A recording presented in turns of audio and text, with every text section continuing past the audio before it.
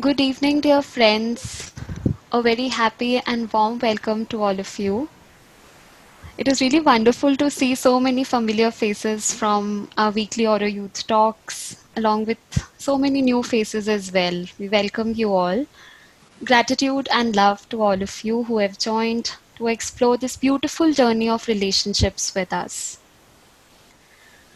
We have part 5 from the series, Twilight to Light, the Sunlit Path series of interactions, and today we'll be exploring from falling in love to rising in love. And for this deep dive and for this exploration, we have with us Really wonderful to Divyanshi, see so many familiar. who will be interacting with us in this journey. Welcome, Divyanshi. I will quickly introduce Divyanshi. Divyanshi was studying social policy at the University of Oxford when she decided to come to Pondicherry. Through an year of intense inner churning at Oxford, Divyanshi decided to forego the prospect of pursuing further studies from Cambridge and instead came to India to dive into Indian spiritual wisdom. She studied integral yoga psychology from the works of the Mother and Sri Aurobindo from Indian Psychology Institute. The course in Pondicherry was a deeply transformative journey for her. However, after the course, she felt like she was sitting on a gold mine but did not know how to apply it in the world. In 2016, searching for how one can apply integral knowledge in life in a way that transforms oneself as well as the collective, she came to Auroville. Currently, she is seeking to apply her learnings in Auroville through building and facilitating higher educational learning programs and projects founded in integral yoga psychology. She has inspired several youth, along with myself, to find their inner calling and helped in finding fulfillment and joy in their life. She has been instrumental in conducting the Swadharma and Svadhyaya programs at Auroville. Before we start, we would like to share a few guidelines for this session. First of all, we will request all the participants to be on mute while Divyanshi is talking. Please feel free to type any questions on Zoom chat for Zoom participants. Or for all of you who have joined us on Facebook, please type in your questions in the comments. We'll keep a track of them. And we will address all of your questions towards the later half of this session.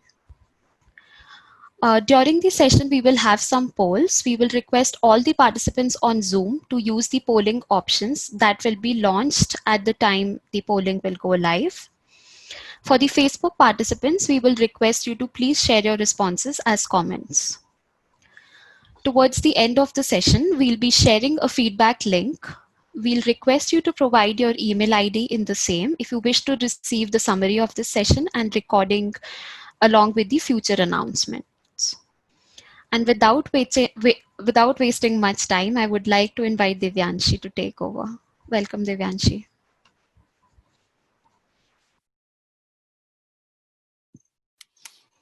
Thank you, Palak, and welcome everybody. So I will directly jump into today's topic now and share a PPT. While I present my PPT, my single little request is to keep your cameras probably off so that there's less load on the system. I see there are 100 people here and my internet seems a little flimsy today. So during the presentations, if you can keep your cameras off, and during the interactions, it will be good to see. So I really feel like I'm talking to people. But during the presentation, the humble request is to keep the cameras off. With that, I go right into the presentation. Palak, can you give me a thumbs up if you can see the presentation? Yeah, okay. So from falling in love to rising in love. So what we're going to be talking about today is essentially from an evolutionary perspective. So what I mean by an evolutionary perspective means that that things are evolving, meaning we do not judge things as lower or higher. So even when I'm going to be talking about this is the first stage and this is the second stage, does not necessarily mean that stage 1 is bad or morally lower than stage 2. And that's a very, very important understanding for you to kind of keep in mind to be really able to receive what I'm going to be sharing today. So that's one little note that I wanted to make from the beginning. So with that, I start from falling in love to rising in love. Before actually we go into rising in love, it's important to see and understand the beauty that falling in love itself is. Falling in love itself can be a very, very beautiful aspect. So it is because falling in love is so beautiful, is so deeply delightful, that much of the songs, much of the music is inspired from this single experience in life, that of falling in love, that of wanting to give yourself to somebody. So even before we, explore the territory of what it means to rise in love, it's very, very important to see the beauty, the delight that there is in the very act of falling in love. It's a great space to enter into a deeper delight. So the world in its essence is made of a deeper delight. And somewhere when we fall in love, that is an outer experience, really helps one get in touch with that deeper delight, makes that process of getting in touch with that deeper delight easier. Just give me a moment. Okay. Yeah, it makes that process of getting in touch with the very soul essence of life easier. Because when you are in love, everything seems musical, everything seems so beautiful. I see there are lots of comments coming, so I'm not following up on the comments. And probably we can take the questions later on, so the things on the chat can wait for some time so that I'm not distracted. So with that, yes, so falling in love can be an incredibly beautiful process, and it can really be a process that can make you touch the deeper essence of what life is, the deeper delight of life. It is when one is in love that one begins to perceive the beauty that there is in the world. That is to say that, the plants are green and beautiful, the flowers are ever blooming, but when one is in love, it becomes easier to perceive that deeper joy, that deeper delight. That should anyway be possible at any moment in life, but falling in love kind of becomes a window, becomes a doorway to be able to access that deeper delight. As we are children, it's so easy to get in touch with that deeper delight. It's like any little thing that we see with the eye of wonderment, with an eye of, okay, what this is. And we're really able to cherish the beauty of it, the delight of it, with a certain sense of wonderment. And that certain sense of wonderment comes back with falling in love. And if we are to truly even fall in love, we must know how to love. We must learn to love. So today's presentation would be divided in 3 sections. The first section is on learning to love. And before I go into that section, I would request everybody, both on Facebook and on Zoom, to fill a short poll. Palak, can we have the poll, please? Yes.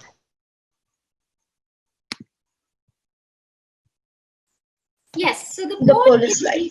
Yeah, so the poll is now on your screen. So what you have to answer is whether it is as a part of the current intimate partner relationship that you're in, or that you've had in the past, or about relationships in general. Which is the statement that applies the most to your experience of that relationship? It has 4 options, which is, if my partner meets my expectations, will I love him? Then the other is, this feeling that I do so much for my partner, I do not expect him to do the same, but at least I feel that, he must acknowledge me. The third is I am purely and simply able to love unconditionally.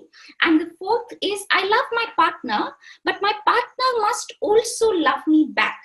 So where is it? And there is no judgment about any of these statements. Like I said, these are simple evolutionary stages. So with that, I'm beginning to see the results of the poll on my screen. We'll give it another minute or so. People on Facebook can also probably reflect on this in their mind, or if they even want to comment on chat, that would be great. So I see around 50% of the people have responded. So I'll just wait for 30 more seconds.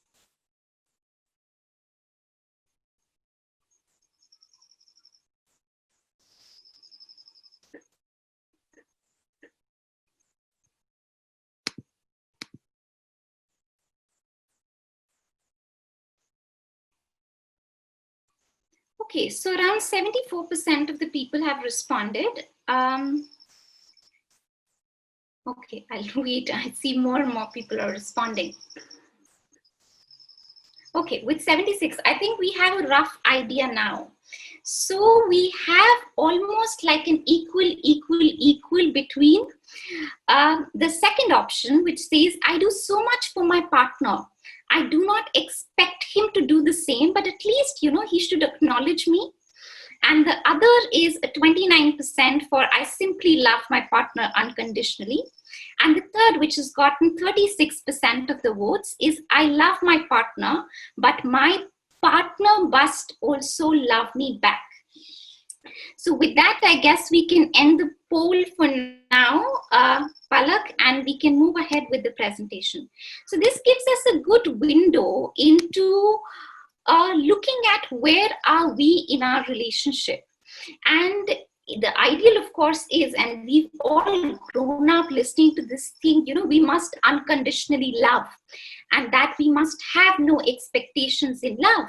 But practically, we all know that how difficult it is, and how in different relationships in our lives, we are at different stages. So it's good to know what is the stage that we are at. So at least the mind is not fooling itself.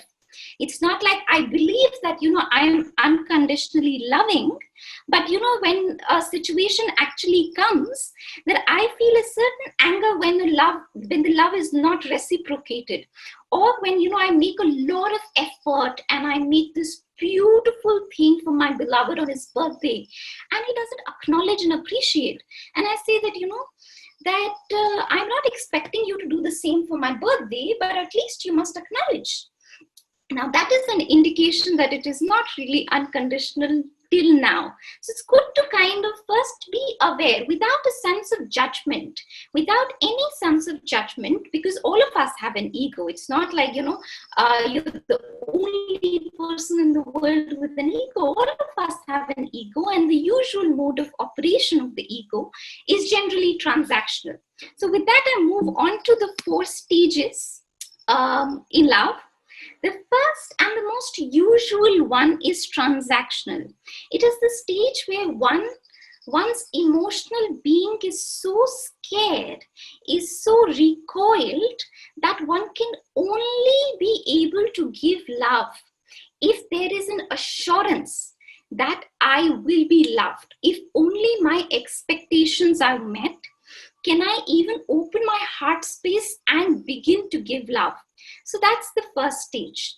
The second, and that's what got voted the most in the poll, which is I love you, but I want to be loved too. What this means is, and one can really literally translate in a relationship how this manifests, is that, I am totally unconditionally loving you, but, you must also love me back. And there is a need for reciprocity. Again, nothing right or wrong about that need for reciprocity, just that is a stage of evolution, that one feels that, I am, happy to love you as much as possible, but I also expect to be loved back. I also expect that, you must also do things for me in return, that it must not always be that I'm doing things for you, that, you must also love me back in return. The third stage is where one has transcended this thing of you must be back in return, but one feels that, at least my love should be acknowledged. It's like many of us have caught ourselves saying this one thing that, it's not like, I'm expecting you to love me as much as I do. I'm not expecting you to do so many things that I do for you. Look at me, I do so many things for you, and you don't need to do all that I do for you. But at least accept my love. At least, you should appreciate. At least, you should acknowledge. So if you've, seen yourself say these things, be it in anger, in a fit, in a moment, that means that, this is the struggle that, you're facing with in life. Then the fourth stage is, one second. The fourth stage is I love purely and simply without any other need or joy than that of loving. Love is truly speaking the core essence of life. And the entire creation is made of that grandeur vibration of love. And the movement of love is such that it grows by giving. It gets purified by giving. And all love as a movement within oneself, all it wants to do is to simply love and give. So relationship as a space is an incredible space to be able to make progress across these stages.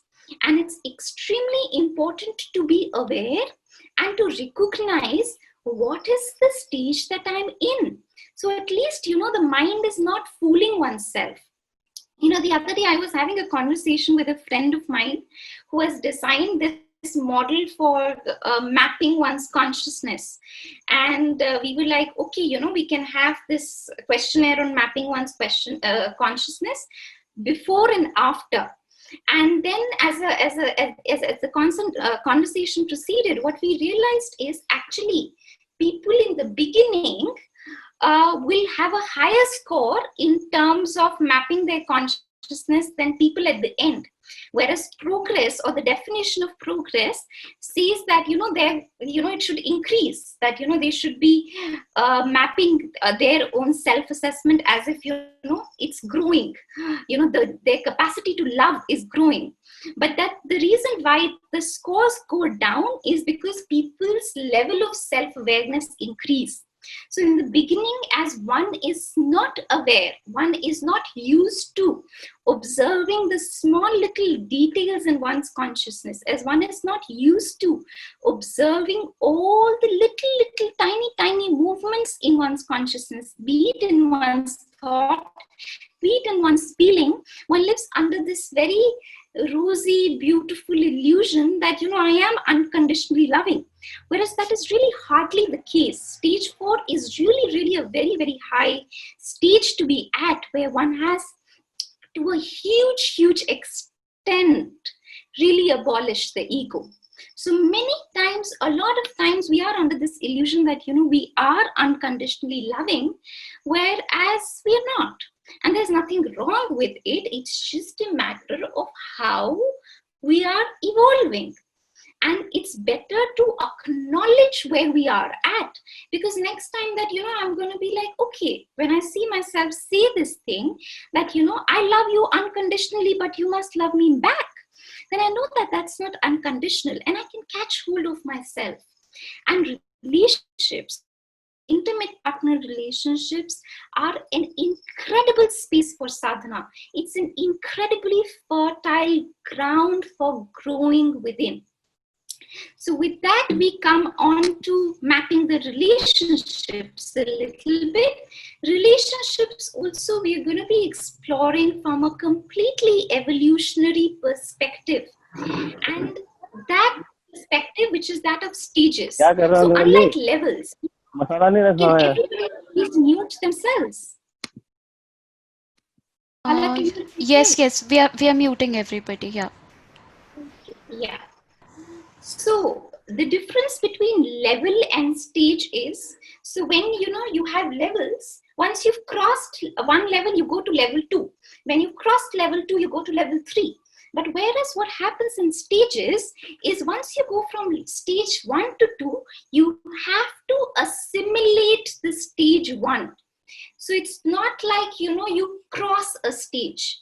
You assimilate the previous stage in its most refined and healthy way, and that's how you progress. So that's the difference between a level and a stage. And here what we're talking about is stages.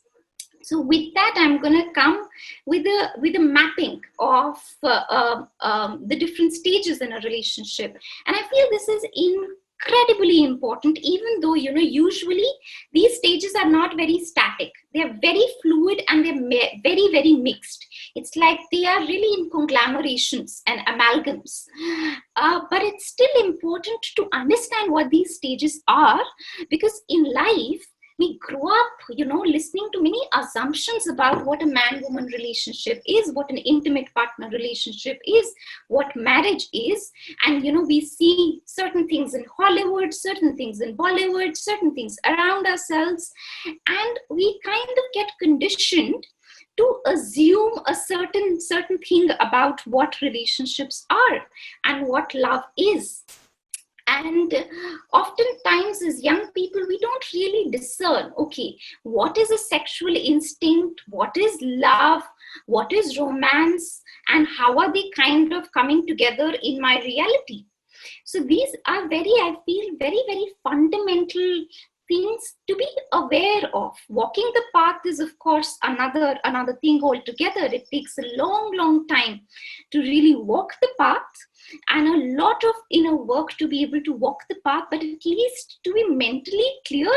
When we're talking about love, when we're talking about relationships, when we're talking about marriage, what is it that we're talking about? So with that, I'm going to be moving to the stage 1, which is very, very simple. Here, the driving force is the nature's process of reproduction. There's nothing particularly human about it. It's the stage 1 of sexual intercourse. It's really the animalistic impulse to procreate. And here in this stage, any partner will do. All that this part of being is looking for is a release of a nervous tension. The 2nd to 4th stages have some element of a vital attraction. So stage 2 onwards, there is a sense of, how do I put it? There is a sense of like and dislike. I like this, I don't like this. There is a sense of attraction to a certain kind of personality. I like this kind of, boys. I like this kind of girls. All of that begins to come in. And also there is an attraction. Of course, opposites attracts, as they say, but there is also an attraction of similar kind of energies. It's like, you cannot potentially fall in love with somebody unless and until there is some kind of an alignment at a purely energetic level. Unless and until there is, at some level, there is an equality of consciousness, so as to speak. So stage 2 to stage 4 is based on some kind of an attraction. Vital in integral yoga is a specific term which some of you may not be aware of what it means, which is why I've tried to define it here. Basically, what vital is really the life energy, the power, the senses, the emotions. That's really the territory of the vital. And when I say vital attraction, I really mean this sense of preferences, this likes, this dislikes, or attraction to outer personalities. With that, I move on to what that stage 2 is. So from stage 1, we've evolved to that it's not just about, sexual intercourse that any partner will do. It's about sensuality. Here, it is this stage where, all these things such as dressing to impress comes in, mood enhancing substances comes in. It is this stage where the finer aspects of even Kama Sutra comes in. And in every stage, there is an unhealthy version of it and a healthy version of it. For instance, in this particular stage, an unhealthy version of it would be the dressing to impress. Constantly, your sense of self-esteem is dependent on trying to impress, especially the members of the opposite sex. And whereas a healthy version of it is, one is able to enjoy the sensual expressions, but not by dressing to impress, but by dressing to express oneself, express a deeper part of being through one's senses. So from stage 3, stage 2, we move into stage 3. Stage 3 is the most common stage and the least acknowledged stage, which means that most people would not like to admit that, this part exists in their relationship, but this is a very, very common and a very, very prevalent part. And it's really visible when one opens like a matrimonial newspaper document, or when one goes through shadi.coms and matrimonial sites, which is the power aspect in love. This aspect in love, which is a ground for manifesting one's need to control, one's need to possess, one's need to manipulate, to show off status, or even simple considerations that we call as practicalities, which is, how much is the person earning? Is the guy rich? And the richer you become, the more girls there are.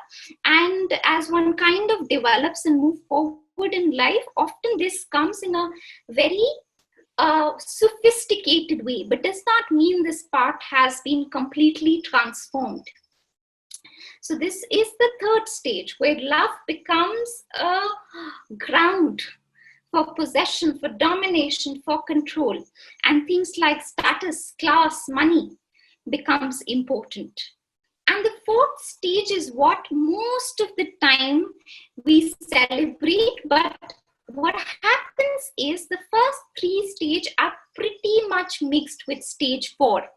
So they are so mixed with stage 4 that we kind of perceive it as one whole, and that we are not really able to discern what is purely coming from stage 4. So stage 4 is really the space of the heart, of heart-to-heart connection. This is the stage where, this is what we often associate the most with romantic love, the love which is glorified in movies. And the way it is glorified in movies, there is no distinction between stage 1 and stage 2, which is about sex and sensuality, and the fourth stage. So they often kind of, when a child kind of grows up seeing these kind of imageries, the child doesn't have a sense of a discernment that, there is sex, there is sensuality, and then there is emotional love, and then there's some kind of a higher love too. The person is kind of perceiving all of this as one mixture.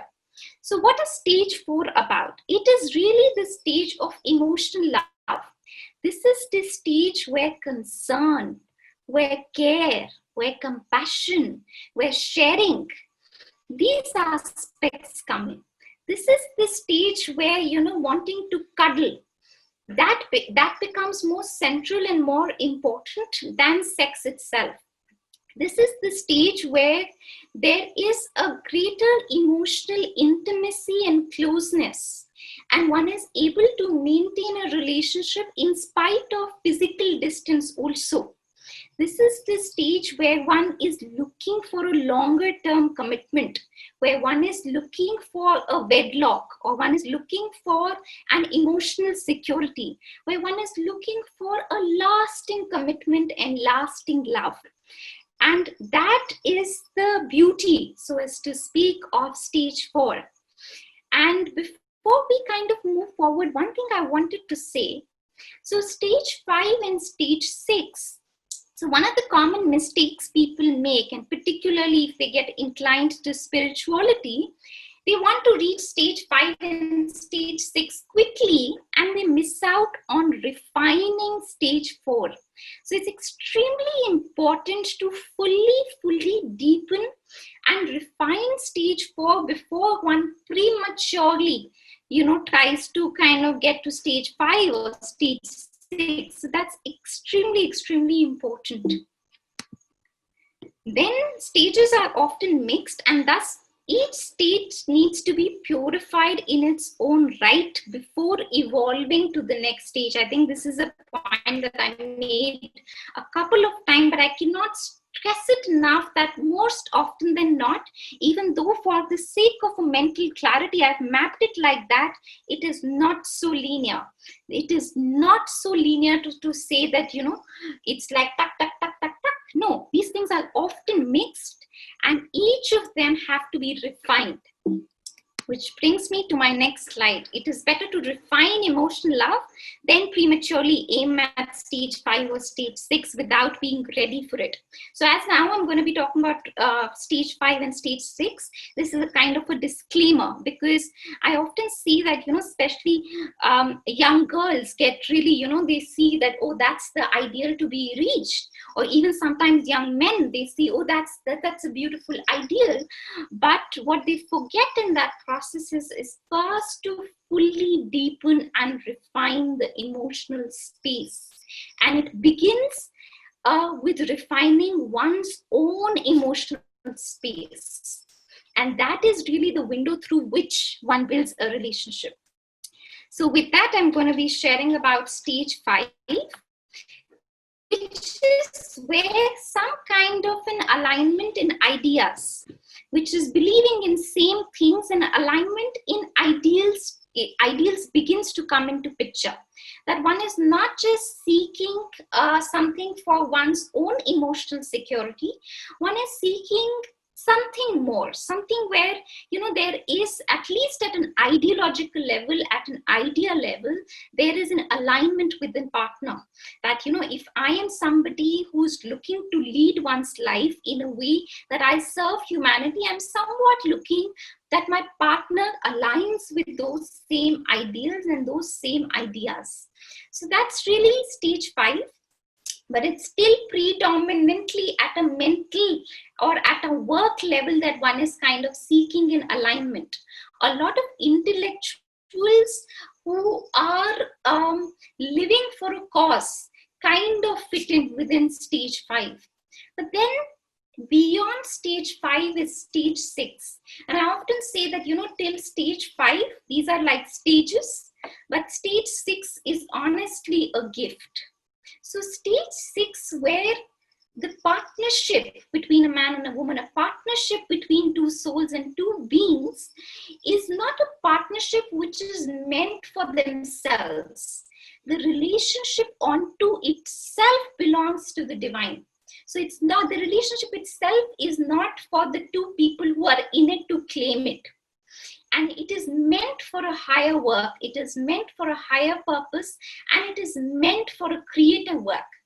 And this is a space where each of the two individuals complement each other, but each of the two individuals are complete onto themselves. So there is no sense of dependency or codependency in that sense.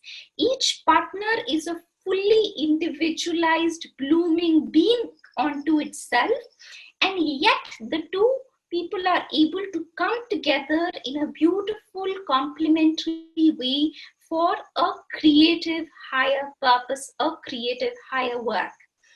Now, one of the tricky aspects that can happen, particularly in interpreting this particular stage, is sometimes people here can get too, if I may use the word, flaky about it, which means there is a certain romanticization about Shiva and Shakti, and, there is twin flames and so on and so forth. And that is one little thing to be wary of, because anything that is causing excitement in your being or making you exaggerate and glorify is likely not to be coming from a deeper space. So something like this, something like stage 6 is an extremely sacred thread, is an extremely intimate thread that takes birth in one's life when there is sufficiently the process of individualization has taken place.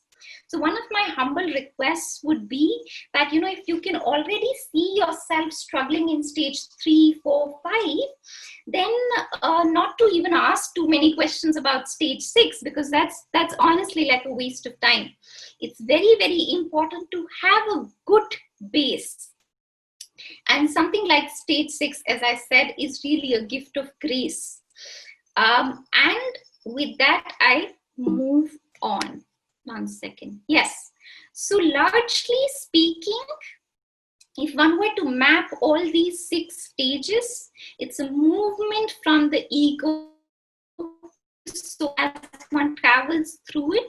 But one thing to remember, and I'm saying it again and again, that each stage has a healthy expression to it and has an unhealthy expression to it.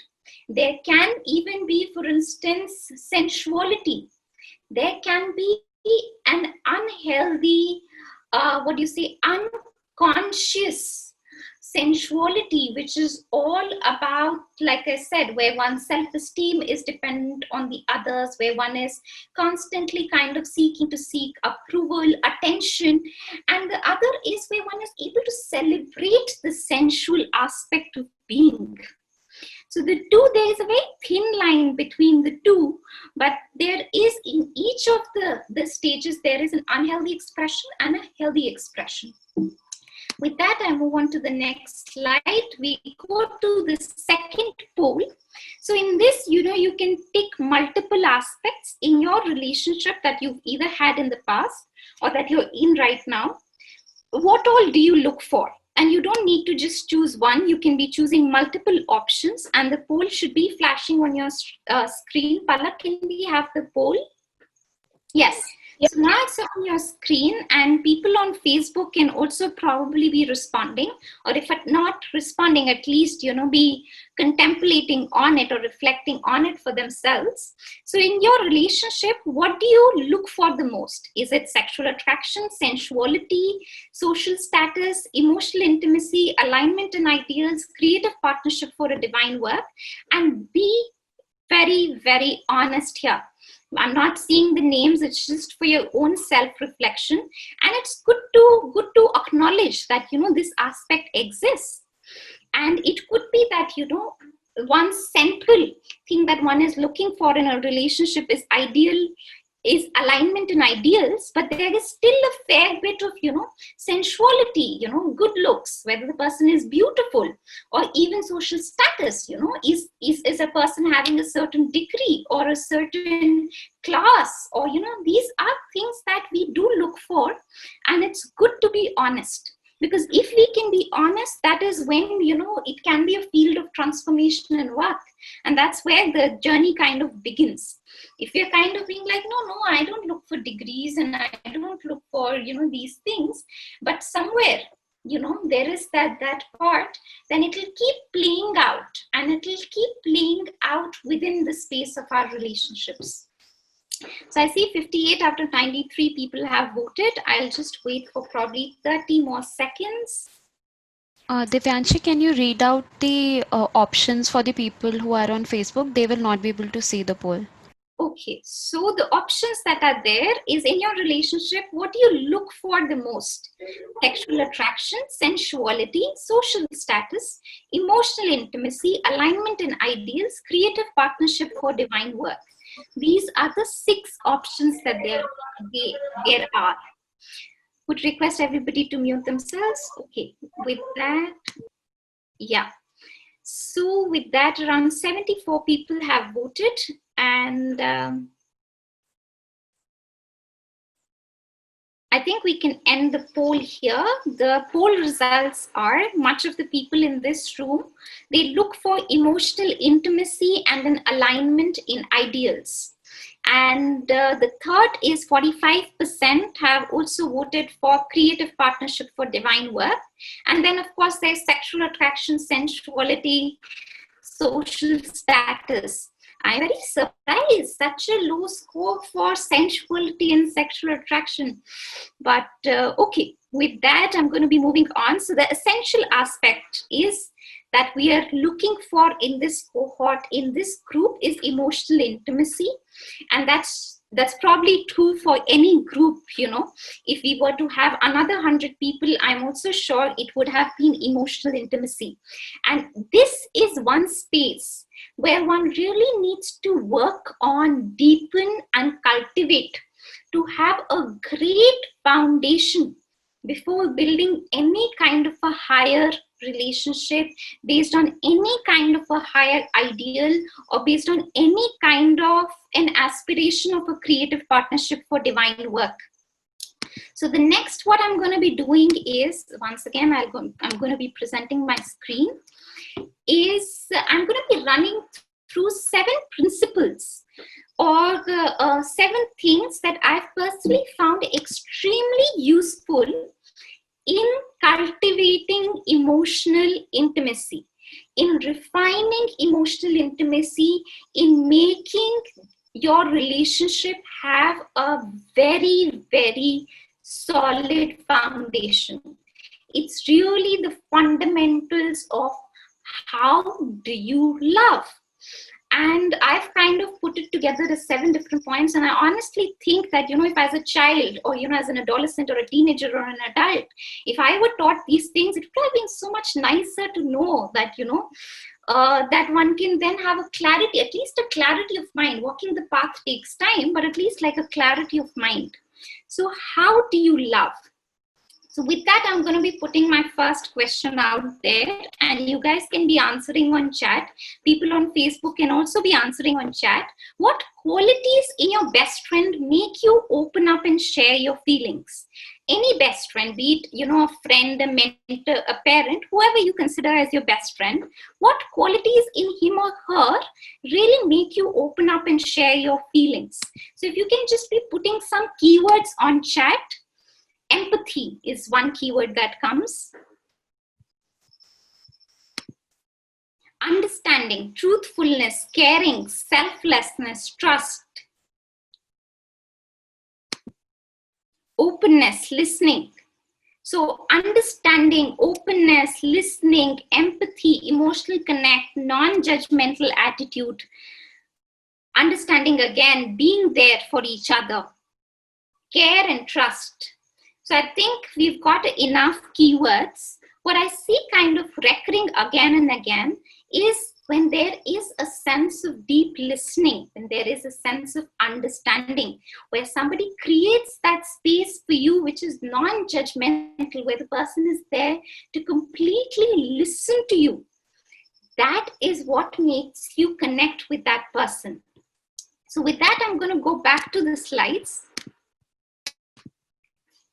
Now ask yourself this question, and there's no poll for it. It's just for you to kind of reflect for yourself. Are you giving this understanding, this care, this listening to yourself? And it's a very, very fundamental question, because most of us are not really giving these very simple fundamental things to ourselves. And we all know what these are. We all know that, the moment there is an understanding, a space for listening, one is able to cultivate a relationship, one is able to share. Now, if you are not giving that kind of a space to yourself, how do you expect the inner child in you, the little baby in you, to be opening up? And your relationship with yourself is going to be the fundamental through this life. The quality, the nature of the relationship that you build with yourself, that is really the foundation of any relationship that you build with anybody in life. So unless you work, so working on a relationship is actually a lot about working on yourself and working on developing an authentic, beautiful, nurturing, trustworthy relationship with yourself. Often, when people try to work on a relationship, their first instinct is, okay, we both need to do it together, or the other person I need to fix, or, either of these two. Either, I'm trying to change both of us, or I'm trying to change the other person.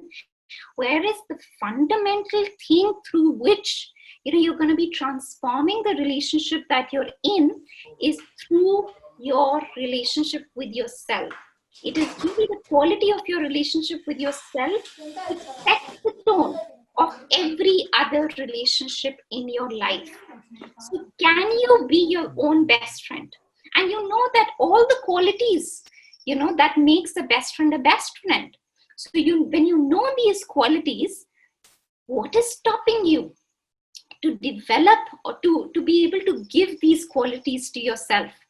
And I feel like one of the things that really stop us from this thing is often we go like a ping pong ball between these two aspects. One is the aspect of self-criticism. It's like being like a strict mother to oneself, that, how the hell can you do it, and constantly trying to judge oneself or criticize oneself. Or that, when it gets too much, then one gets into pampering oneself. One gets into self-love and self-compassion. And then it keeps going like a ping pong ball. And what really that I found in my experience that helps resolve this dichotomy or this shift like a ping pong ball is when one is able to develop a sufficient distance from oneself. Like one is one's own child. And if I am my own child, the moment I become a mother to my own self, I'm able to take responsibility within unconditional love. So to be able to develop that relationship with oneself as a friend, as a coach, as a mother, that is the fundamental of developing emotional intimacy in a relationship. The second is focus on the soul, not the soulmate. This is another big kind of a confusion that I find amongst many, many young people. And some of them say it very explicitly, others don't say it very explicitly, but that's what they're looking for, is some kind of an idea of a soulmate and a romanticization of, wanting a soulmate in life. And this is funny if you haven't really found your soul. And the thing is, once you do get a glimpse of your soul, then there would be nothing like looking for a soulmate in that sense. So your aim is not to have the best relationship in the world. Your aim must be that I must be the best version of myself, aligned to my deeper values and my deeper truth. Naturally, somebody whom I attract in my life through my own refinement and through my own growth, through my own deeper alignment with who I am. Partner is like, or a soulmate is like a gift from life. That is not something you pursue. What you pursue is, can I get in touch with my soul? So not to try to bypass, this entire stage of wanting to know who am I truly? Who truly am I, and how can I come from that deeper space? How can I find that space of immense silence, of immense beauty, of a vaster love within myself? And that has to be the most fundamental pursuit. The third is friendship in love. Now, a lot of Bollywood movies, or not a lot, but I remember probably Kuch Kuch Hota Hai talks about Pyar Dosti Hai. Now, this sounds like really cliche and stuff, but really, if there is one aspect that I cannot stress enough, is the aspect of friendship in love. And that is one thing that, each time, and Mother and Sri Aurobindo were writing in the context of the ashram, so that's a slightly different context than the context from which most of us come in. But one thing that they really stressed on is not to romanticize the man-woman relationship and simply have a pure relationship of friendship. And friendship in a relationship, if you can really cultivate the aspect of really being good friends, that's going to take you a long, long way. So not to let your mind convolute it so much or make it so complex, how do you deal with intimate partner relationships or romantic relationships? Keep it simple. And simply speaking, friendship is the cornerstone. And, you may come across any couple, who's been together for a long, long time.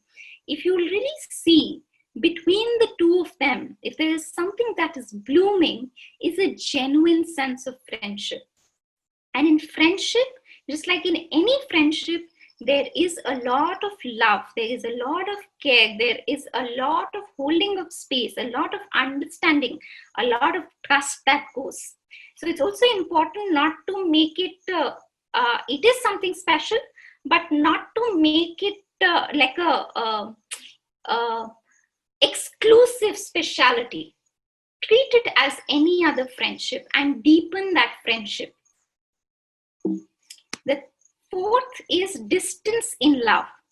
Now, this is something that, since we have grown up, and at least I can talk about the Indian setup, is we've always grown up seeing that, couples live in the same bedroom and live in the same house, and on the top of it, in the same bedroom. So there's a certain, and we hardly ever even challenged, why must that be? Why does it have to be? I mean, I'm not saying it should not be or it should be, but does it have to be for everybody? And why don't we question this?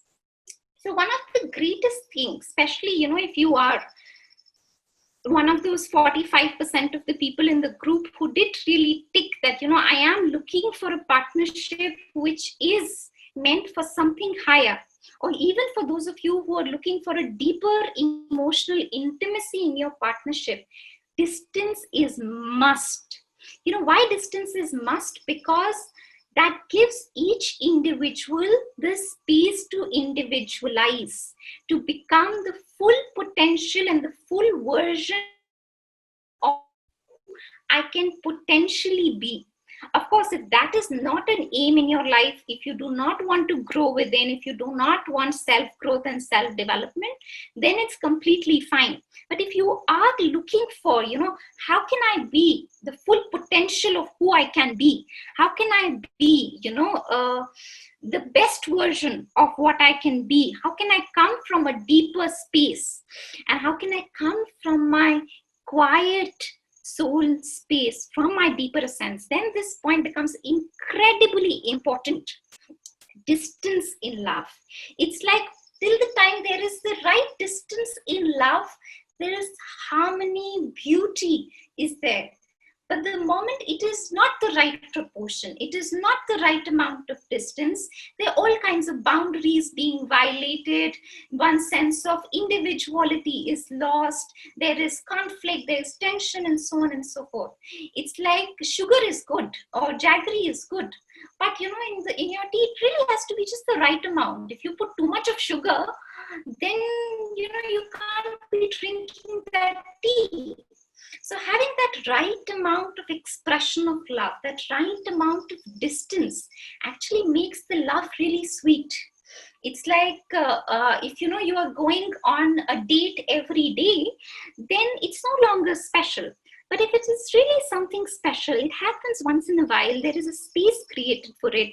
It's not just like any date. It's really like a space for two people to go deeper and get to know each other deeply and beautifully.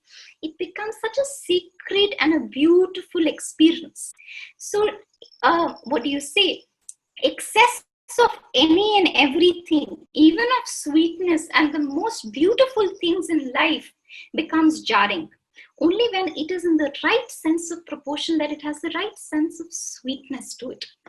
So distance in love. With that, I'd also like to read a short poem on distance. It's by Khalil Gibran. I'll just simply read it out for you to listen in silence. You were born together, and together you shall be forevermore. You shall be together when the white wings of death scatter your days. Yes, you shall be together, even in the silent memory of God. But let there be spaces in your togetherness. Let the winds of heaven dance between you. Love one another, but make not a bond of love. Love one another, but make not a bond of love. Let it rather be a moving sea between the shores of your souls. Fill each other's cup, but drink not from one cup. Give one another of your bread, but eat not from the same loaf. Sing and dance together and be joyous, but each one of you be alone. Even as the strings of a lute are alone through the quiver with the same music. Give your hearts, but not in each other's keeping, for only the hand of life, can contain your hearts, and stand together, yet not too near together. For the pillars of the temple stand apart, and the oak tree and the cypress grow not in each other's shadows. So I feel this poetry by Khalil Gibran is a very, very beautiful expression of how that spaces in one's togetherness can really be a space for something higher to manifest, for some higher beauty, for some higher joy, for some higher dance, for some higher love to have its place. So love one another, but make not a bond of love. With that, we move on to the fifth one, which is project in love. So, this is particularly relevant to the modern day relationships, so as to speak, because, earlier when people kind of got married, or when people started kind of seeing each other, very soon they would get married and very soon they would have a child. Nowadays that, people come together and they become a part of a relationship, and sometimes for, 6 years or 5 years or even more, they do not have a common project to work on. So earlier the common project was very obvious. Yeah, man and a woman comes together, they produce a baby, and that baby at least will take 20 years to grow. So it's a 20-year-long project.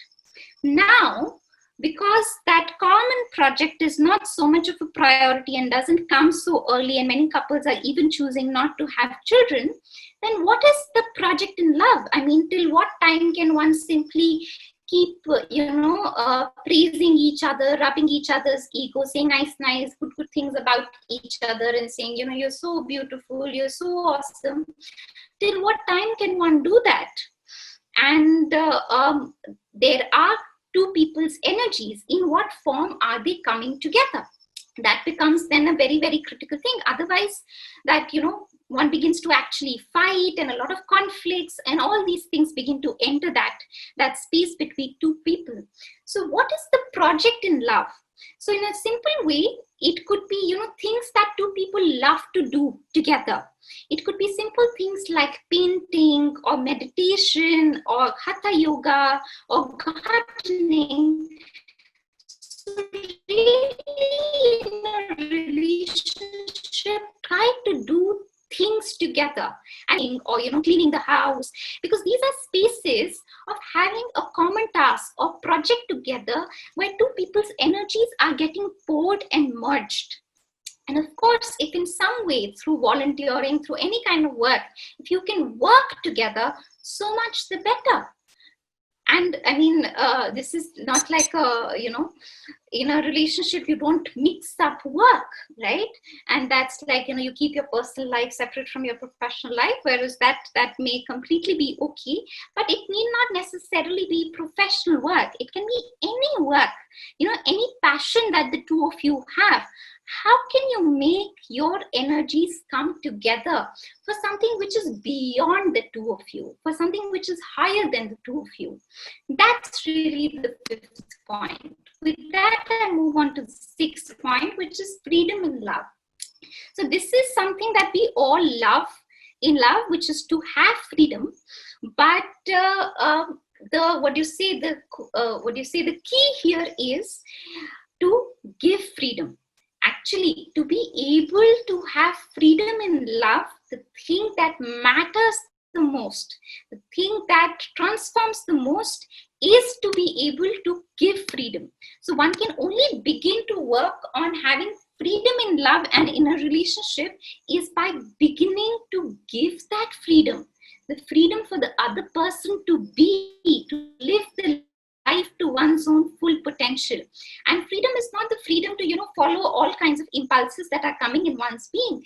Freedom is truly speaking a space of love where the growth of another being is cultivated. And begin by giving that freedom. Because when you hold that space of love, listening and nurturing for another person, it's an exceedingly purifying process for your own self. You grow in your heart tremendously when you can truly hold that space for the other person to be, to grow, to progress. And that is really the foundation where, you can have a relationship where both the people have freedom. One of the commonest mistake people make is they begin with demanding freedom, but they don't see that, I am the first person who's not giving freedom. That brings me to my seventh and the last point, which is mirroring in love. So love and relationships is an incredible space where you really see mirroring happen. So what mirroring is? Often the kind of defects in people or things in people that irritate us are somewhere reflecting our own imperfections. And it's like life is trying to tell us to kind of look within. Every time, you get irritated, angry, or, rubbed off by somebody, be rest assured that, life is trying to tell you, hey, look within. How is it that, you are reflecting this, or this is getting reflected in your life? Because you are the one who's upholding the life that is getting lived through you. And intimate partner relationships and incredible space to be able to see mirroring. So if you really want to grow within, if you really want to grow beyond your ego, intimate partner relationship is the best space to be able to see your own shadow, because that is the place, because it's very intimate, it comes as a very exaggerated way and it comes in your face. And it's an incredible space to be able to work on your deeper emotions, your deeper healing, your deeper traumas, and to be able to work on your ego. So with these 7 points, now we are going to go into marriage. So we fell in love, we had a relationship. Now, how can we not talk about marriage? So that's the last section before we open for question and answers. So reasons why people get married. There are 101 reasons why people get married. From social acceptance, class, inheritance, religions, just showing off, emotional security, wanting security for children, parental pressure, social norms, practicality, so on and so forth. But amongst all these reasons, there is this reason, which is that of love and a sacred companionship, to sanctify something which is beautiful, the merging of two lives. Actually, marriage can be an extremely beautiful process of transcending one's ego, because up until now one's kind of lived one's life with like I, me, my, this, my preference, this, my, this. And this is a context that kind of forces you to be like, no, not just myself, this other person. And from there, these kids that, I value even more than myself. So it's a great work in that sense of also transcending the ego. So amidst all these reasons, there is always this, I won't say there is always this reason, but the truth of that reason is love and a sacred companionship. With that, we move on to the third poll. What were your reasons for getting married? Or if those of you who are not married yet, that you want to get married, or in future, what are the factors that you have in mind? So with that, Palak, I'll request you to float the poll, and I could be reading out the options for our viewers on Facebook. So what were your reasons, or what are your reasons for wanting to get married? So the first is, how much does he, she earn? Is that a factor that, I consider in my mind? Then is she beautiful? Is she good looking? Is he good looking? And just ask for yourself, if, my partner was not good looking, will I still go ahead? It's a question to ask. Inheritance, who will inherit the property? That's a very practical reason. Concern for who will take care of me when I am old. And then to have some kind of a social acceptance. And then my parents wanted me to get married, or I was feeling lonely in life, or, you see that, all your friends are getting married. And then you're like, okay, maybe I also get married. I fell in love. And then I wanted to have children. So with that, 23 of our attendees have voted here. I would also request people who joined us through Facebook to really reflect. And you can be choosing multiple options, because often these reasons are mixed. Very often it's the case that it is purely because I fell in love, often these reasons are mixed with other reasons. And to begin with, it's good to be aware without judgment. So this is another thing that I must stress. Be aware, be utmost aware of where in me are the different movements emerging from. But that's not for you to judge, because it's not like, you're the only person who does this. It's like it's actually the de facto or the default place from which most people kind of tend to come in. And that awareness, the more gentler it can be, the better it is. And it's through your gentle awareness can you begin to purify yourself. Can you begin to purify yourself of all the other reasons, so that all that remains is love and a sacred companionship. It's by really being aware in a very, very light way. So not to judge, but to be aware, not to, after the session, beat oneself up that, what is this thing, what a rubbish session I got to know about all these different things. But good, now I'm at least aware. And this awareness is something I'm going to be using to progress, not to beat myself up. So kindly not to get into self-criticism and that entire loop. So with that, the maximum number of people have said, should we end the poll or should we wait for some more time? I see 50 people have voted. Would request everybody to fast, take 20 seconds more and quickly vote, so that then we can end the poll.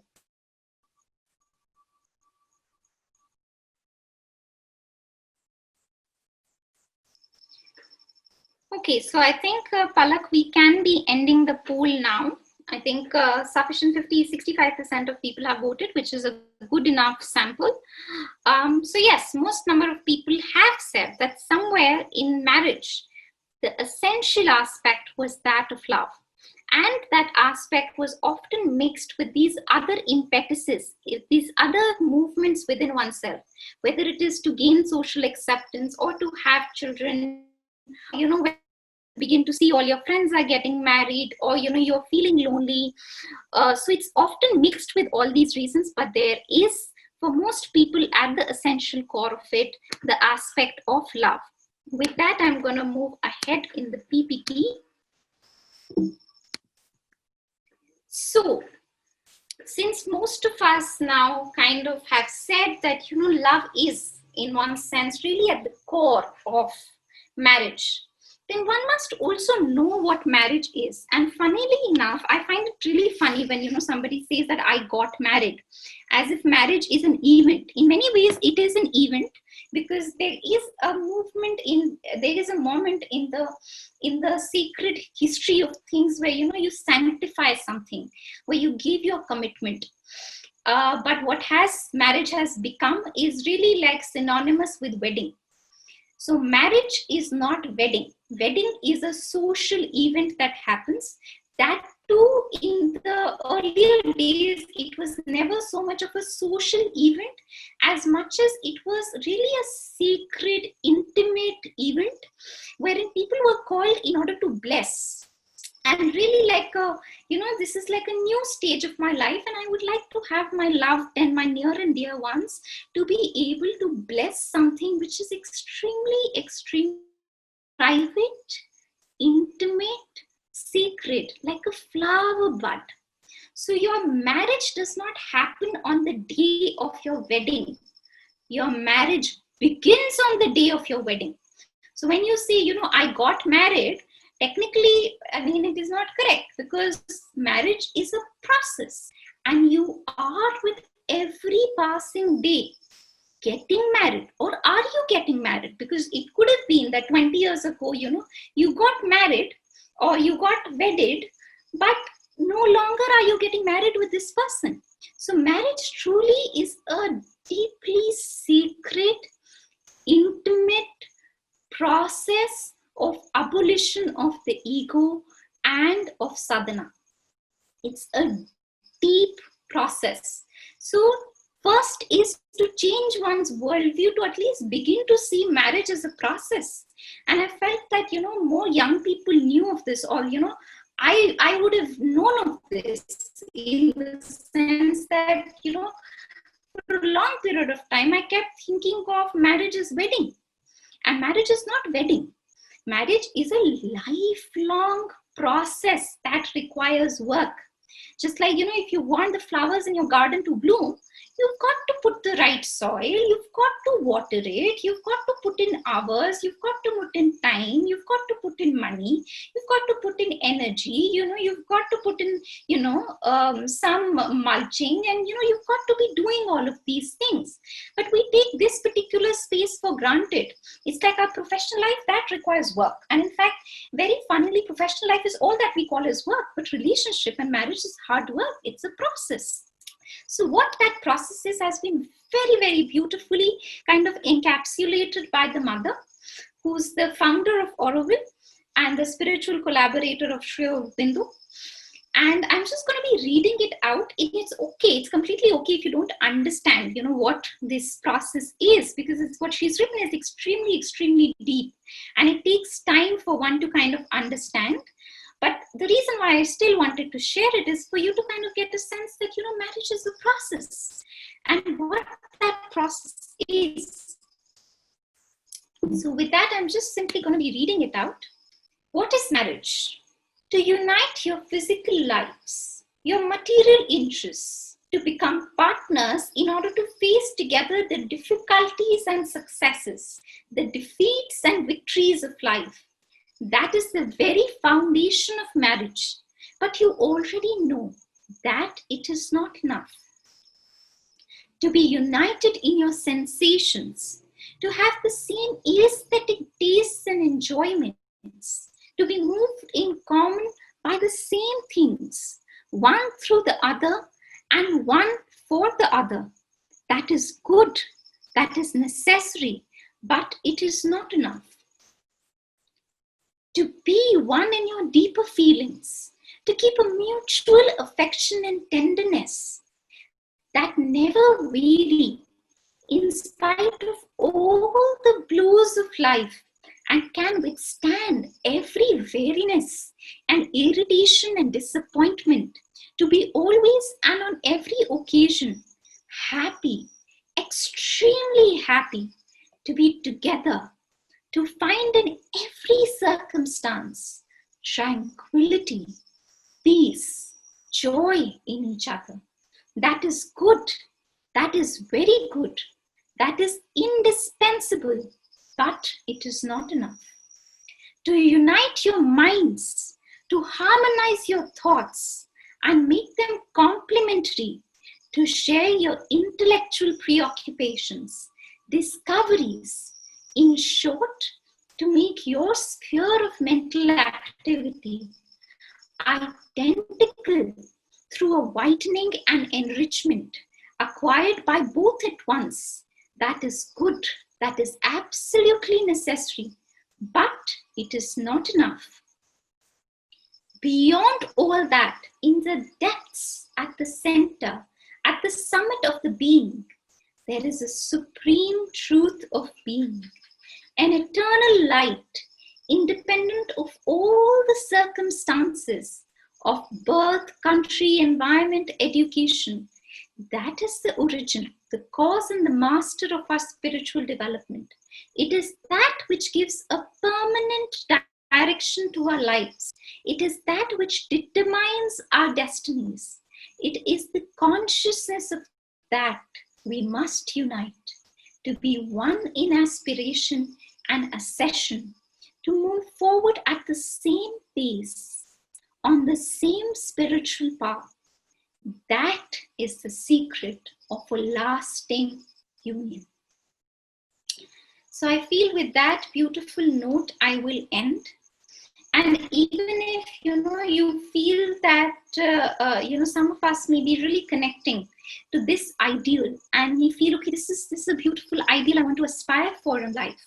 But even if, you feel that, this is not the ideal that I resonate with, but it's important for you to dwell on what is the ideal of marriage for you. Because we've kind of just taken for granted this is how marriage is and this is how, it is done and each person gets married. But what it is and what is my ideal of marriage? As young people, it's very, very important to contemplate on and give some of our time and energy in that direction. With that, I'm going to be stopping now. Over to you, Palak, for question and answer.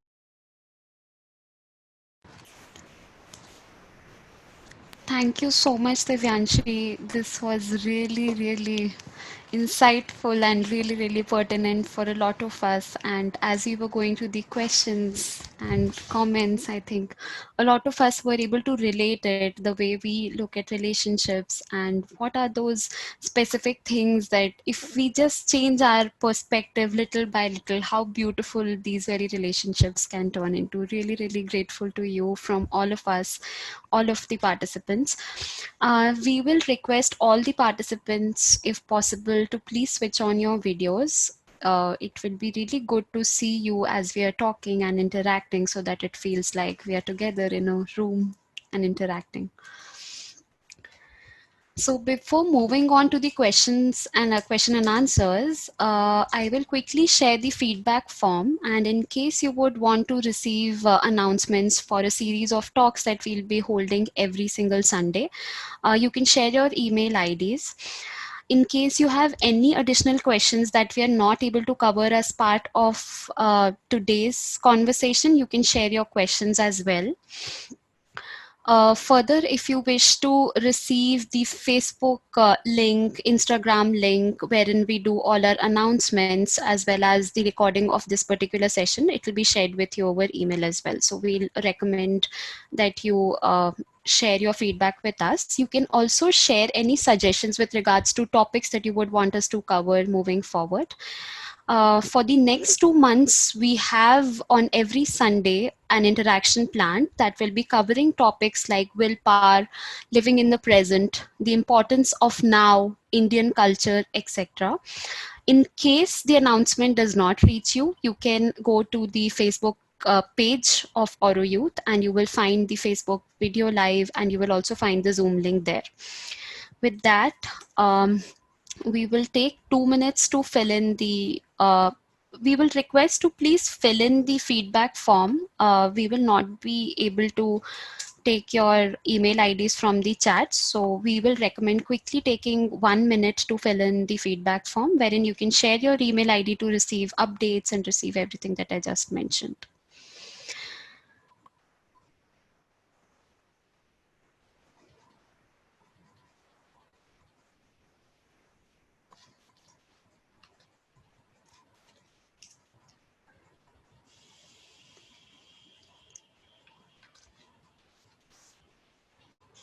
We request the participants to please use the form link to share their email IDs.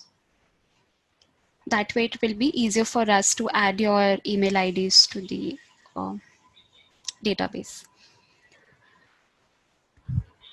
With that, I will quickly announce our next session. So our next talk is an extension to the topic that Divyanshi covered today, and we'll be covering harmony in relationships. We will have Rahul Sharma talk with us on this topic. So we are looking forward for all of you to join us in this further exploration on this topic.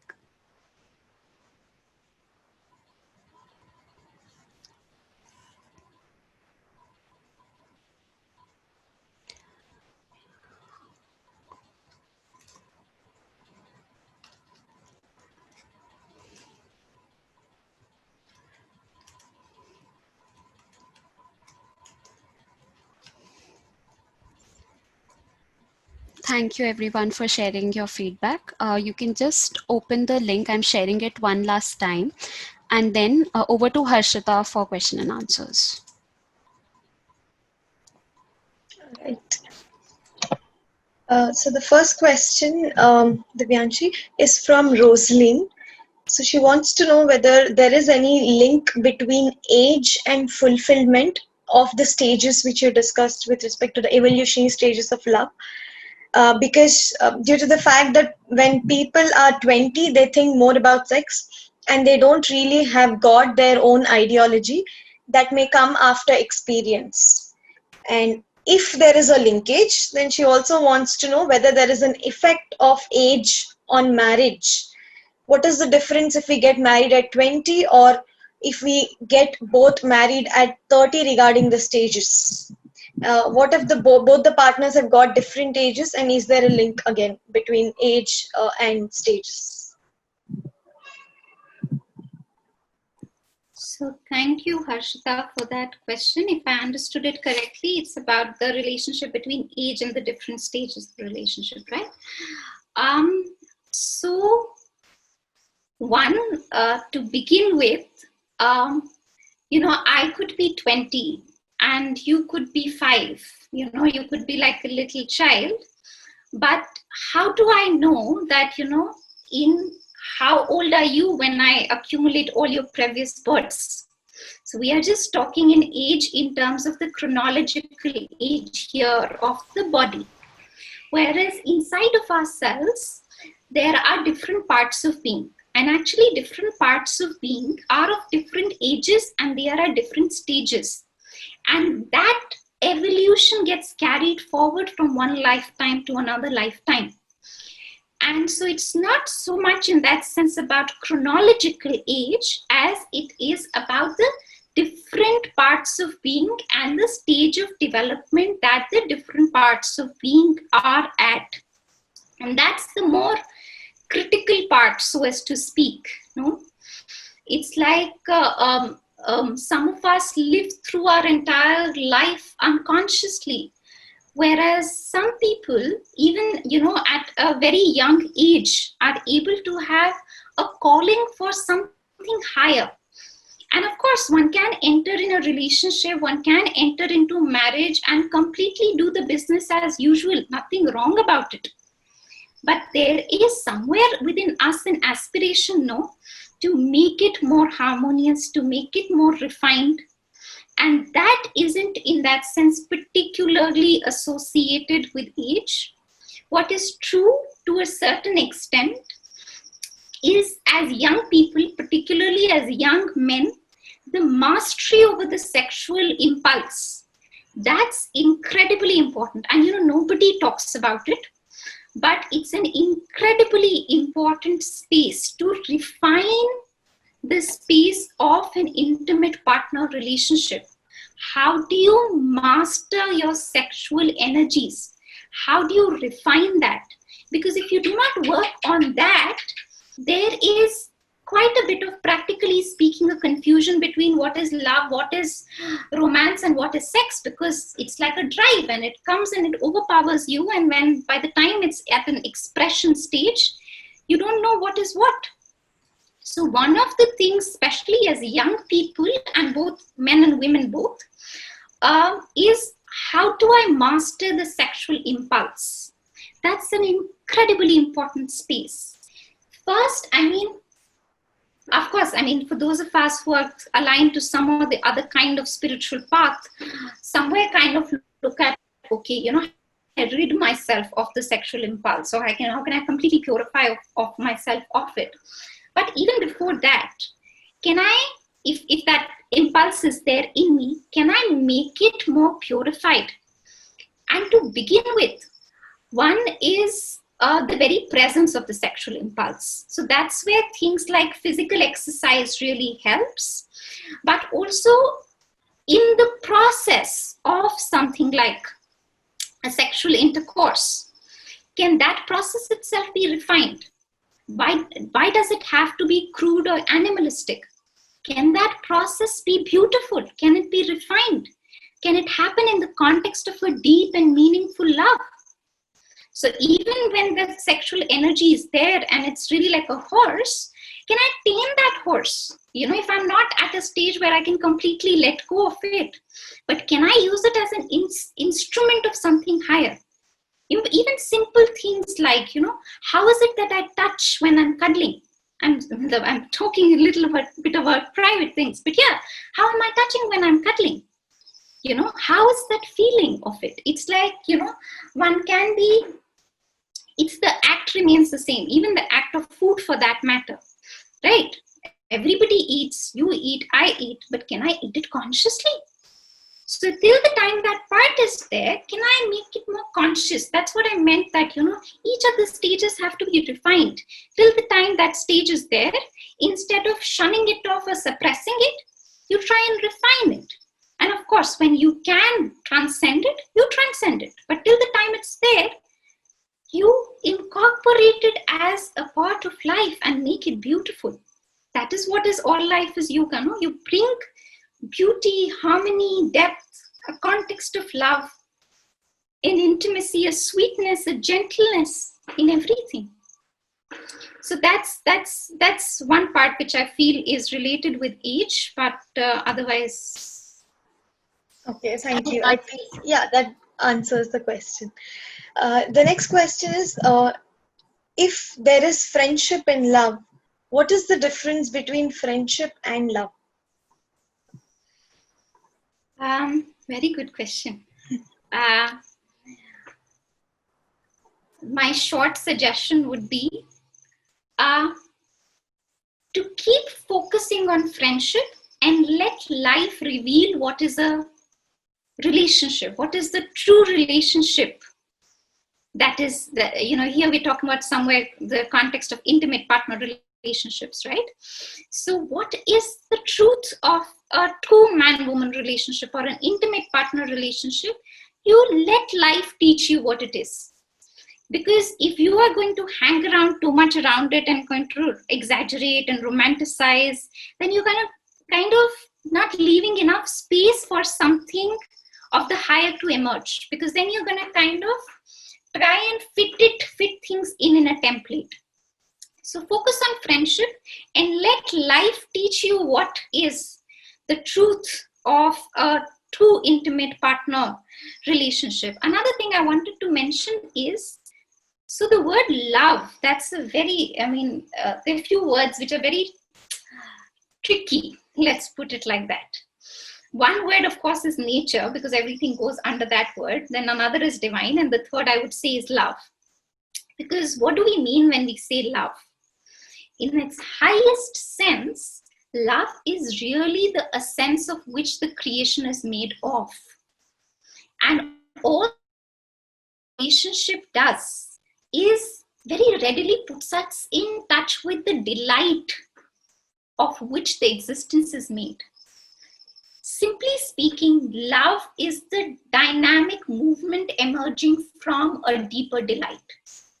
And it is really the essence of creation. And somewhat a relationship is simply a context that puts us in touch with that deeper essence. It's like, when one falls in love, it's like the trees are green and the flowers are beautiful. But they were always very beautiful. You just never saw them. So it just becomes a context for you to be able to see the beauty that there is in life. So to first and foremost remember that love is the essence of life, and which is why the first relationship is the relationship with the life itself, the essence of life itself. In integral yoga, we call it the intimacy with the divine. That is your first relationship. Now, within that context, in this lifetime, you have a partner. And with that partner, for that partnership to be beautiful, friendship is the foundation.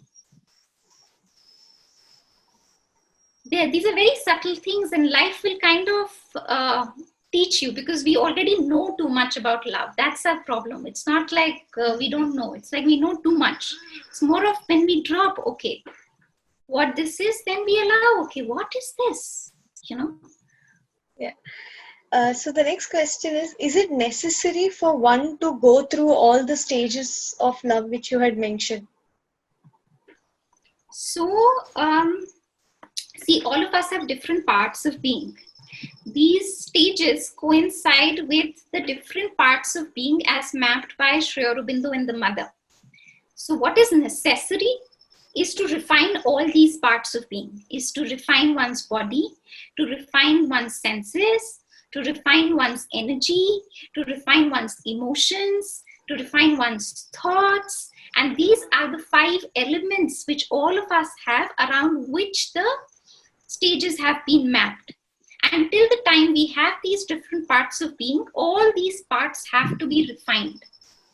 Now, if the question is it possible without necessarily having any relationship which is purely at stage 2 or stage 3 to directly, have a relationship at stage 4? Definitely.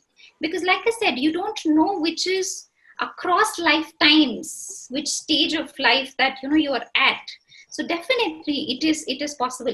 These are not linear stages. It's just because these are so mixed, growing up, because I did not know, okay, what is romance, what is love, and what is unconditional love, what is romantic love, because these are very mixed up territories for me. So for me personally, it's been very helpful to clarify and for me to be able to see, okay, there is an evolutionary pattern going on here, and that is why I've mapped it. But this doesn't mean it's not happening in any linear way. It is not happening in any linear way. It is very, very fluid and a dynamic process. So definitely the answer is yes, yes, yes, yes, yes. Yeah, wonderful. So I'd like to invite Pranav Makhija. Would you like to ask your question? Pranav, are you there?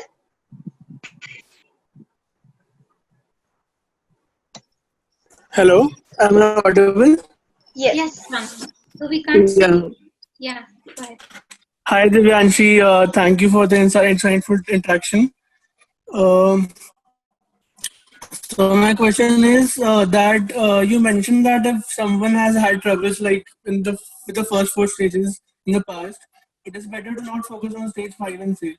So if someone has had such troubles in the past, is it like is it okay to not be picky when it comes to in ideological commonality when looking for a partner?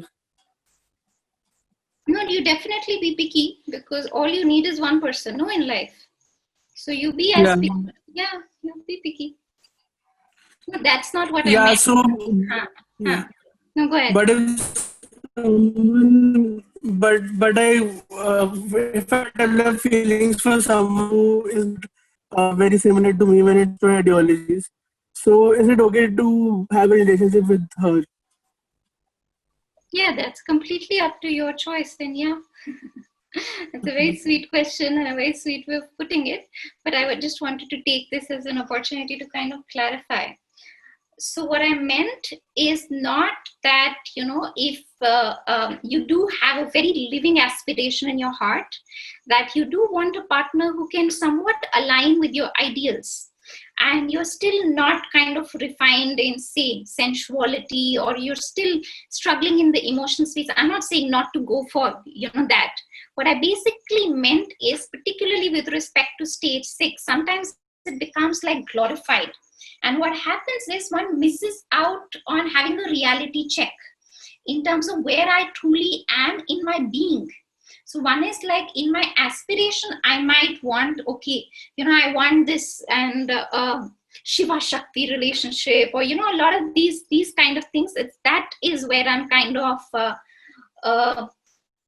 warning, because that is a dangerous territory to kind of glorify these things, and to remember to remain humble and simple about these things. So that's what I more or less meant. Not like, if you have a burning aspiration in your heart to have a partner, with whom you can align your deeper aspirations, it's great. And that doesn't necessarily mean, you can also be gifted with something which belongs to stage 6, and you can still be working on, stage 1, stage 2, stage 3. There may be still parts of you, who are still struggling with the sexual impulse. There are still parts of you who are still struggling with emotionally being able to give oneself. That is completely possible. My only request there was to not kind of over glorify and romanticize. That is what I meant. But otherwise, if you have a burning aspiration in your heart that, you want to have a partner with whom you can align in ideals, that's so beautiful. And definitely, you go ahead with what your heart feels. Yeah. Thank you so much. Thank you, Pranav, and thank you for asking, because I think that got clarified to others also, if others misunderstood. Yeah. Yeah. Yeah. So the next question is, what is the difference in the attitudes between relationship in ordinary life and relationship in spiritual life?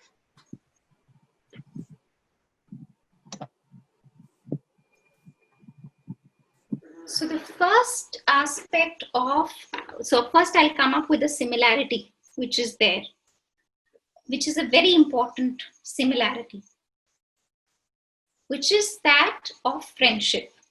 So even if in ordinary life you see a relationship and passes the tests of time, that one, two people who are really there with each other through the thicks and the thins, the ups and the downs of life, it is because there is friendship. And similarly, the first thing, in an aspiration for a spiritual life, is to have an untainted friendship, that you're looking at, say, the other person not as a male or a female. You're looking at that other person beyond the cover of a male and a female, for the true sense of what that person is. And there is friendship. So that is the similarity, and actually that's only the difference also. Because in ordinary life, sexual attraction, true friendship, emotional intimacy, social needs, all of these are kind of mixed, and one doesn't even know that they're mixed. One might be genuinely thinking I'm unconditionally loving, but that may not at all be the case. Whereas what one here tries to do is at least beginning with becoming aware, and then as much as possible to not see the person for male or female, just for the true essence which is behind all these conditionings, behind all these outer personalities, for who this person truly is. And you're relating with that aspect and that essence. So that, I would say, is the core difference. Because you're not trying to relate to the other person because he's a man or a woman. You're really trying to weave a relationship. And like, Mother said when she was describing the process of marriage, the fifth thing that she said, to be on the same spiritual path at the same pace. That is the secret of a lasting union.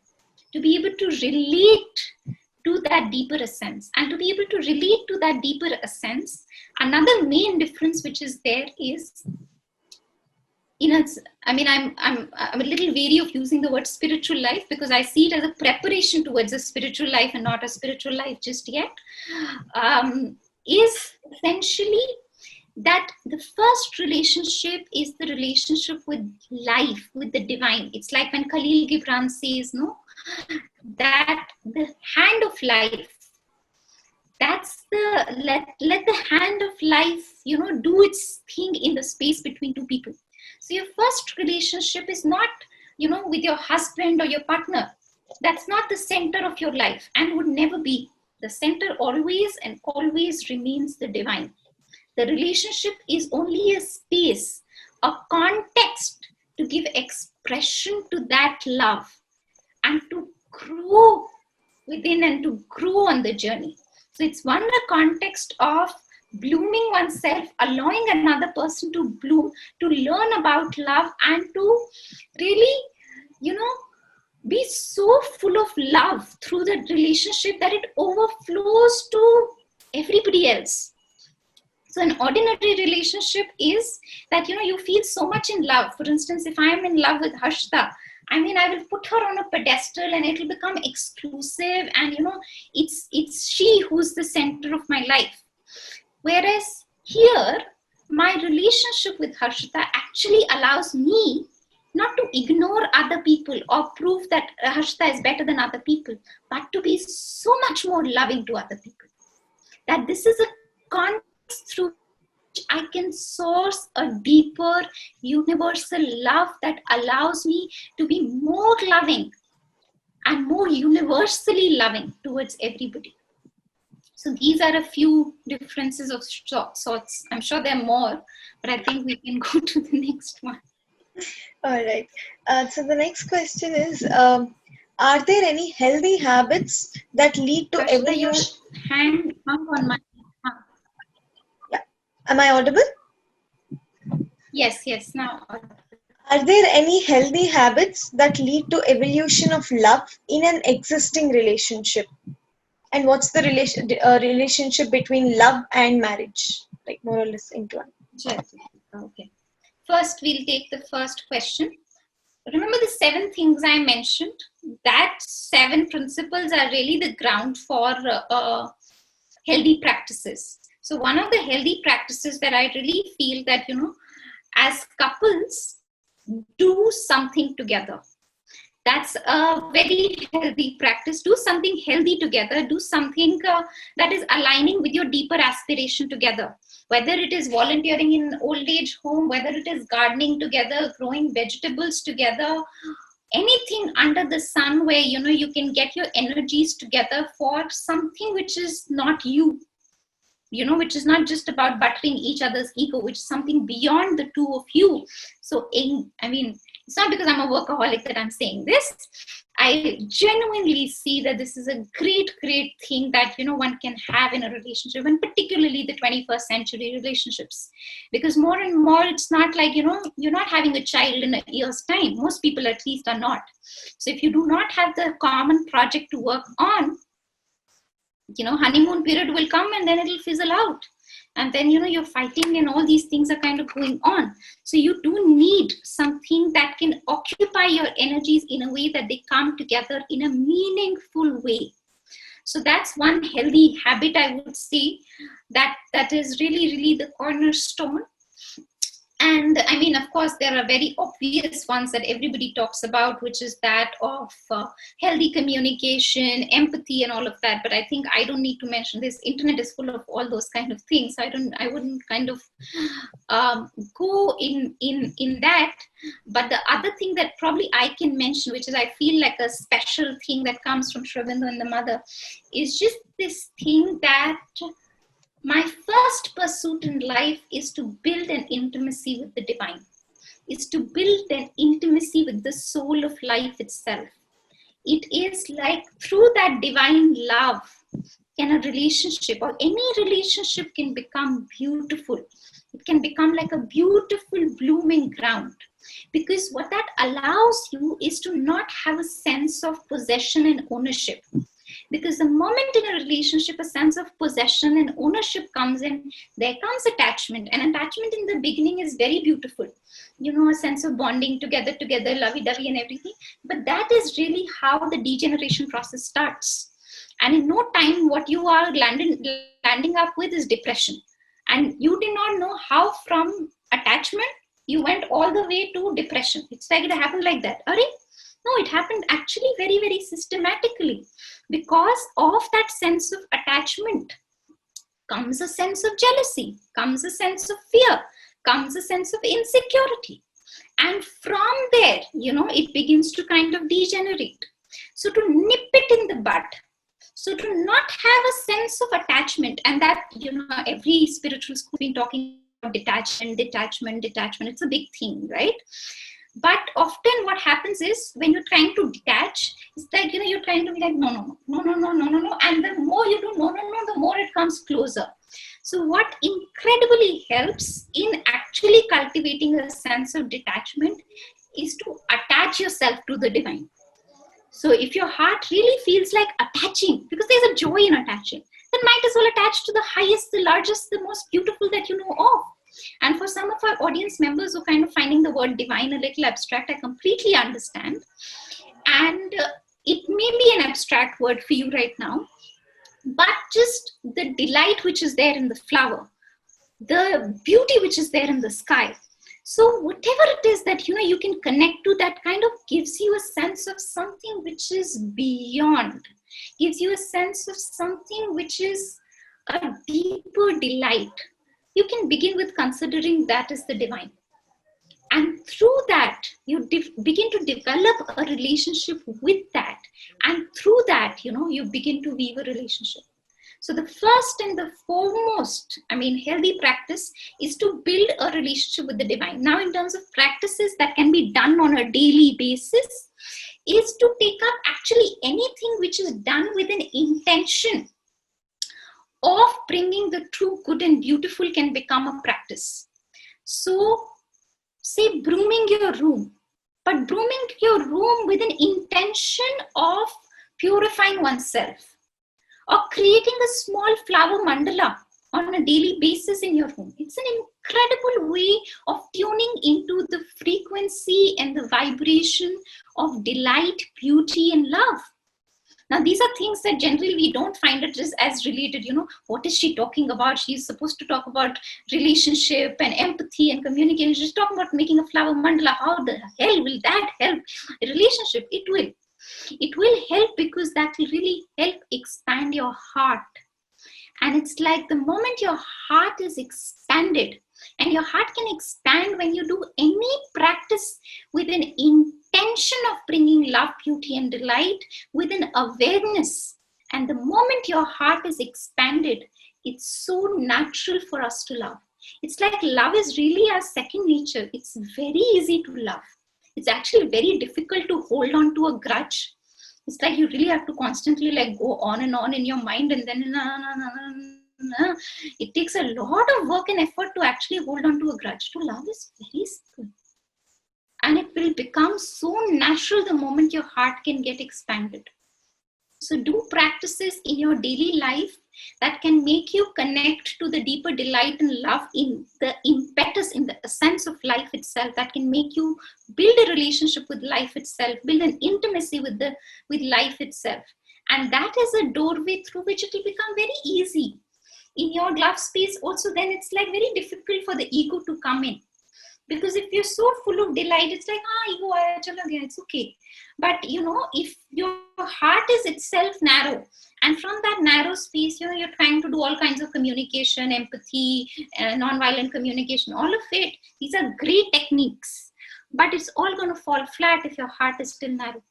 So the first thing is to expand the heart, and do what it takes to expand the heart, whether is it watching the sky or the vastness of ocean or a flower or concentrating in the morning.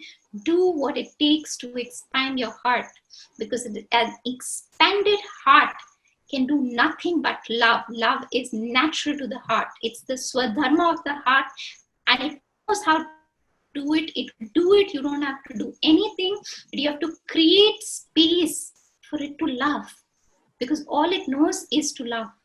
So yeah, with that, I'm going to close this one, and over to you, Harshita. Yeah, I think we are going to take just one last question, because we're falling short of time. And I request all the participants to please fill the feedback form, and you can put in your questions there, and we will get back to you through email. All right. So the last question is from Aditya Kumar.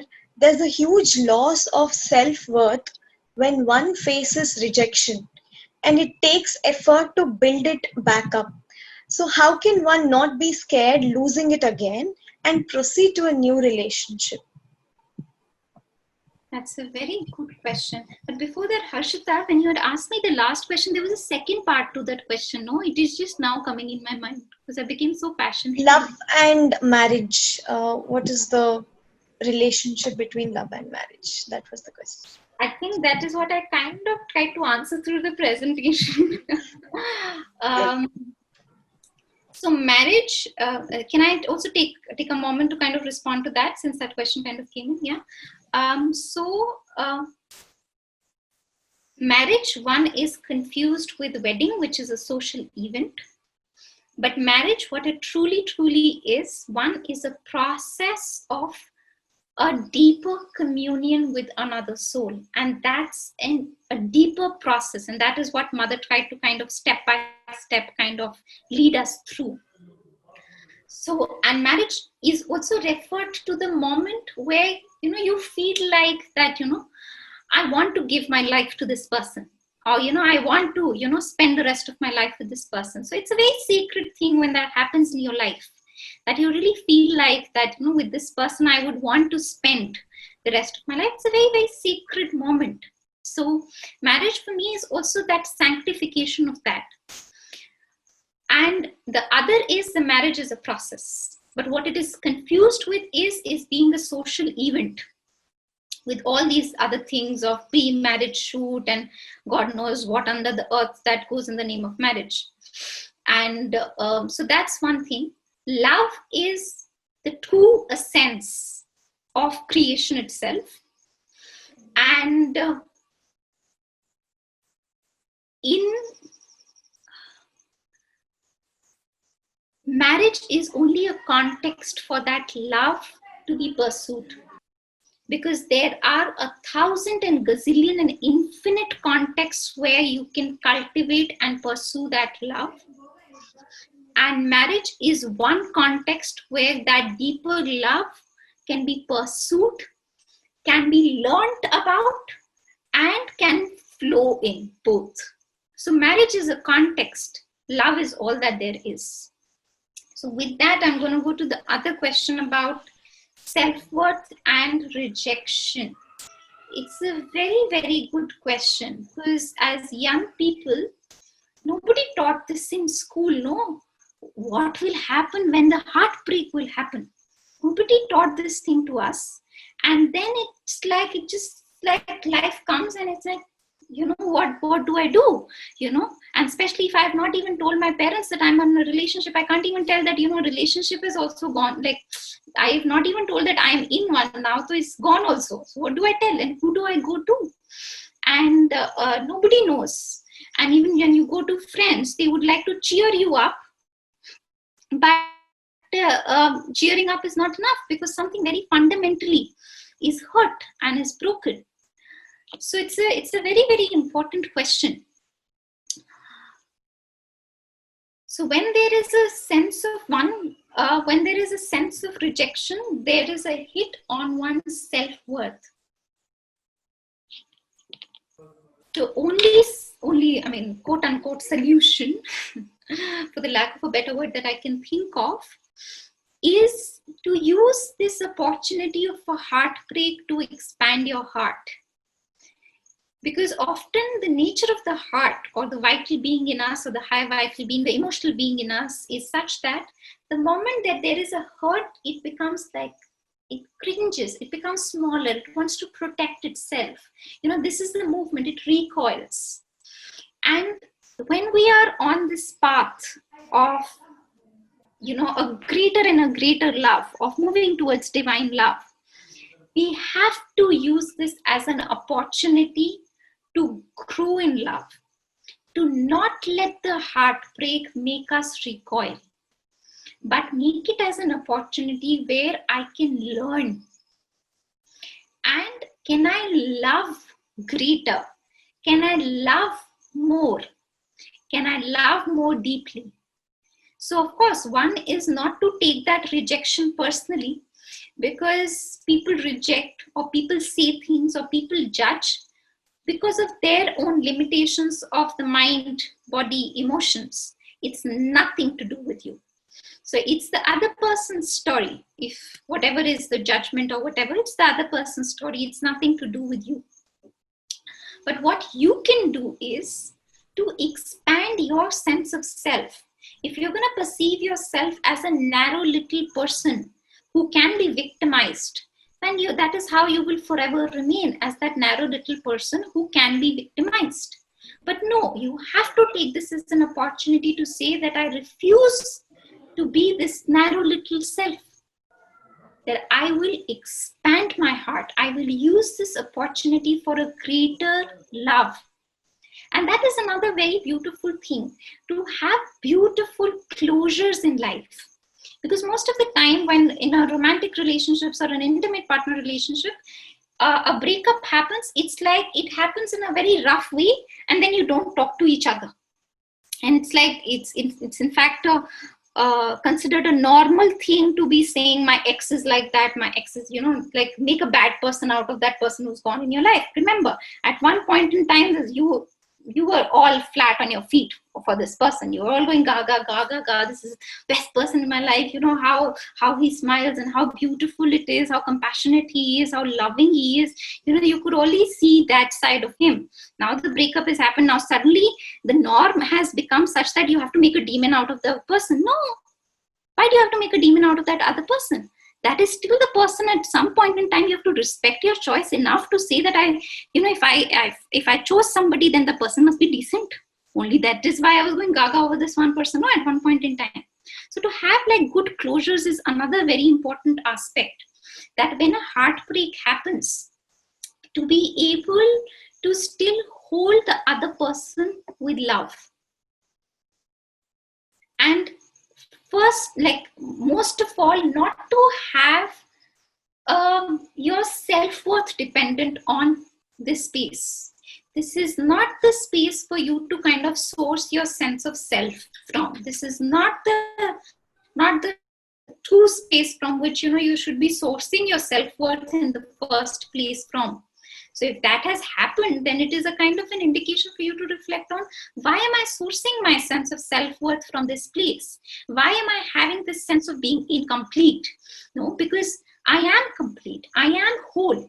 And my sense of self-worth should not come from a career, a success, a relationship, or a success at a relationship, or any of these external factors. Because truly speaking, I am the divine. I mean, of course, there are like the outer personality and the surface nature, but in my true sense, I am the divine. And my sense of self-worth has to come from there, has to come from that deeper relationship with the divine, which is why, I can't stress enough the centrality, the importance of building an intimate relationship with the divine and the daily life, little practices that brings you closer to forming that relationship with life itself. I think it's now 9:58. I should really close, but would be very happy to take questions as a follow-up over email or whatever feedback arrangement that is there. And with that, I hand it over to Harshita, now. Yeah, thank you so much for being extremely patient and in answering the questions. One of the participants, Bhagyabati, I think you can email your questions to Divyanshi and she will definitely respond to you. And I'd like to hand over the session to Raghav to conclude. Yes, thank you so much, Divyanshi, for this inspiring and wonderful session. You've actually widened our whole spectrum about what love is, starting from the different stages of love, then talking about what relationships are, and then finally the whole concept of marriage. So, a big thanks to you from all of us around here, and to all other participants as well who were able to make it to Zoom as well as Facebook.